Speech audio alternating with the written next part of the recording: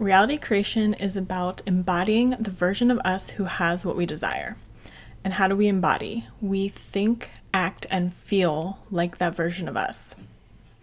Everything that we desire comes down to wanting to feel a certain way. In today's video, I'm going to talk about holding the feeling of our desired reality and what that actually looks like. I'm going to start by telling a personal story of my experience of realizing I was not holding the feeling of my desired manifestation. So I recently decided I wanted to manifest getting my nails done. Like, I'm not paying for them. Someone else is paying for them. I'm getting my nails done. So I was on this road trip and I decided this.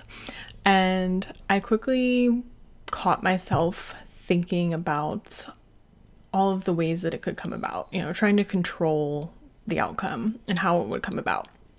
So once I caught myself, I stopped that and was pretty easily able to release it. Just okay, I'm getting my nails done this week. I don't know how. That's not my business. I let it go. And the next day, the manifestation came about. So I went to get my nails done and I went to a place that I had never gotten my nails done before. I'd only gotten a pedicure there. And so they didn't have this specific style I wanted. They didn't have Gel X, but I was like, okay, that's fine. I'll try something different.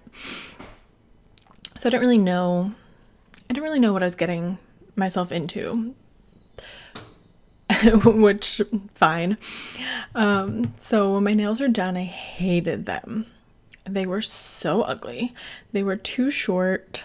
They were just lumpy, sloppy. They were not good. So I sat there for a bit. Honestly, probably 5 to 10 minutes because I was waiting on my boyfriend's daughter to get her nails done. I sat there looking at them thinking, I'm starting to think to myself, well, maybe I'll just tell them when I go to leave, I don't like them and maybe I can come back tomorrow and get them redone.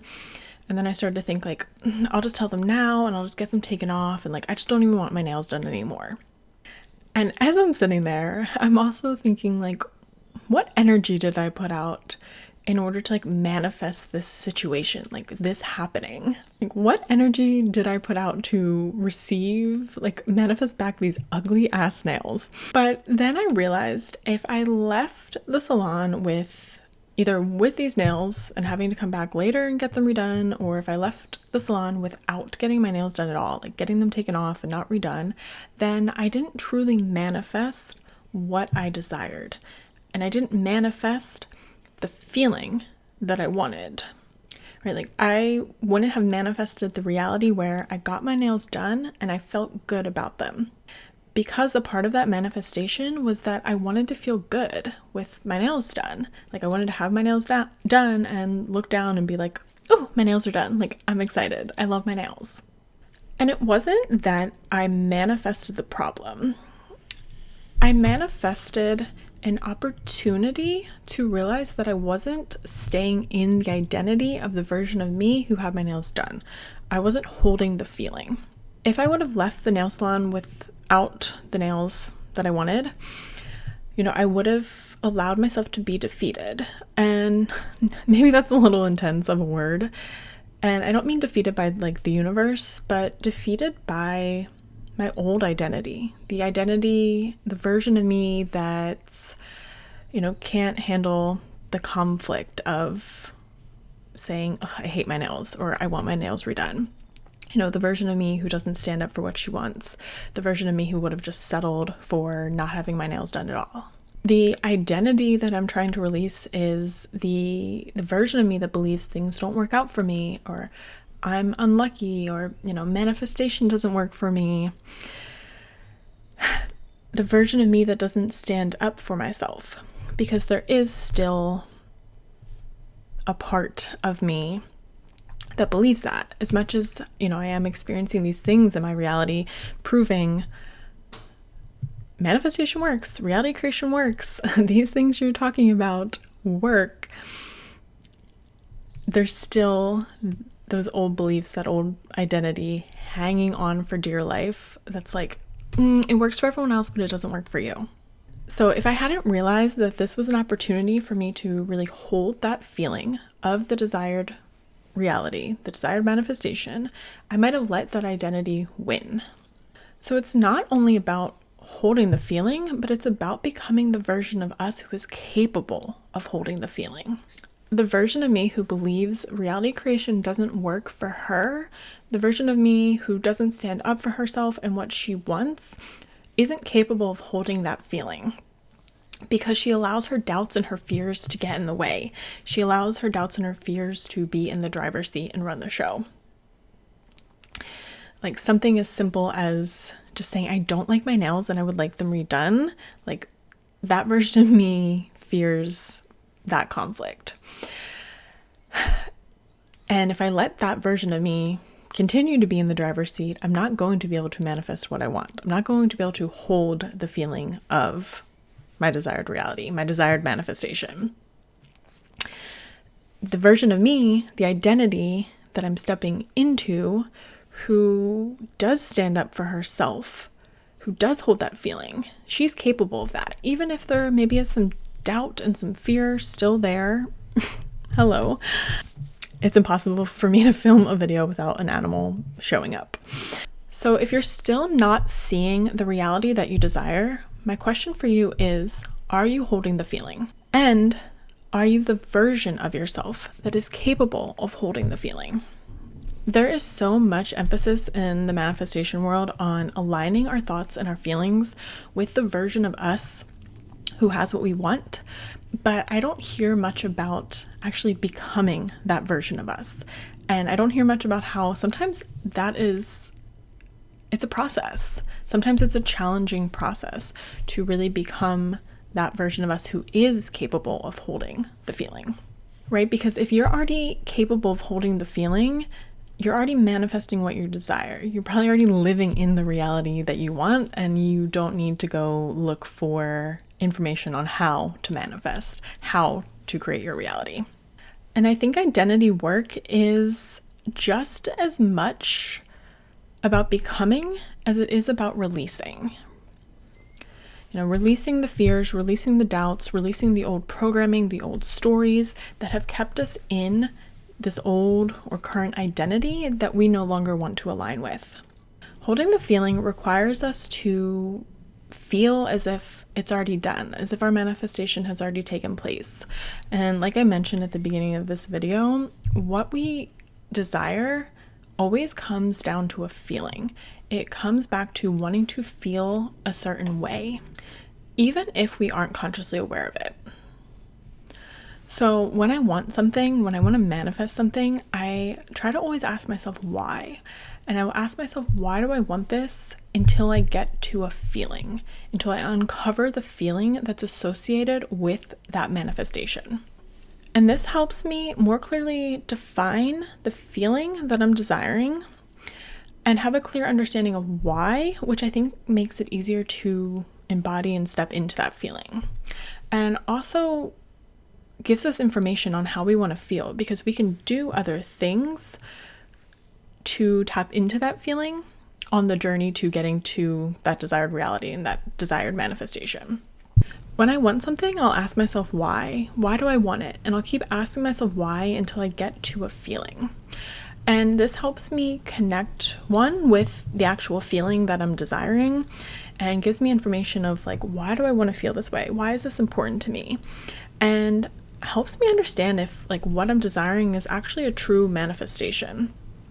Maybe I'm desiring something, like something, some object, I want to manifest something.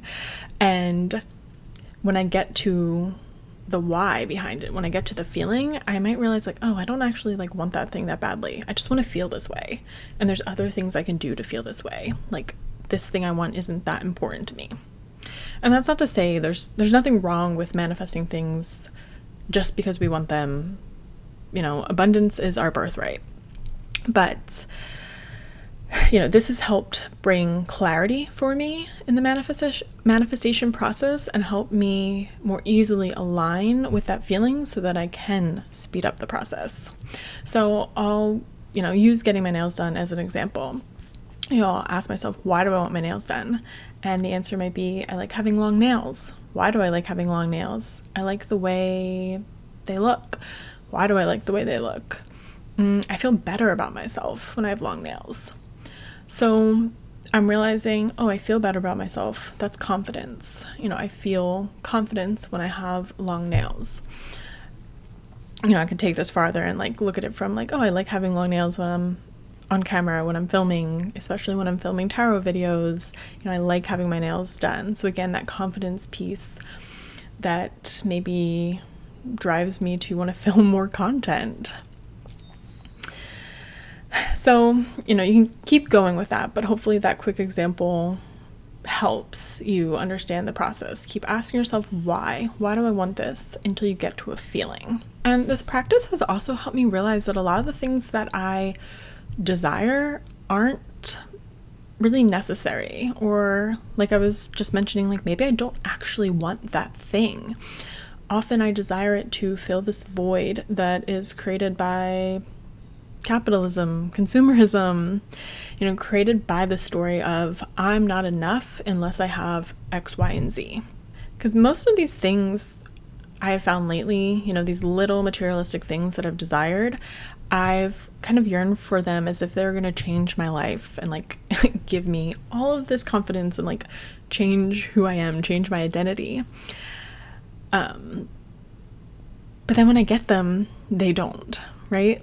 Maybe they don't fulfill that feeling that I was searching for. Which, again, I think is why it's so important to connect with that feeling. We don't have to need anything in order to desire it, in order to want to manifest it. But this practice has helped me realize the most important work that I can do for myself often is to heal these parts of me that think this materialistic object is going to fix me. And that healing ultimately does help me to manifest with more ease, because I'm holding that feeling from a place of wholeness.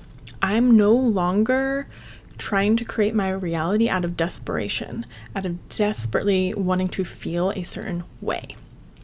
And that's when reality creation becomes fun, when you realize you don't need anything and nothing out there is going to complete you. Nothing out there is going to fix you, because you are already whole and complete.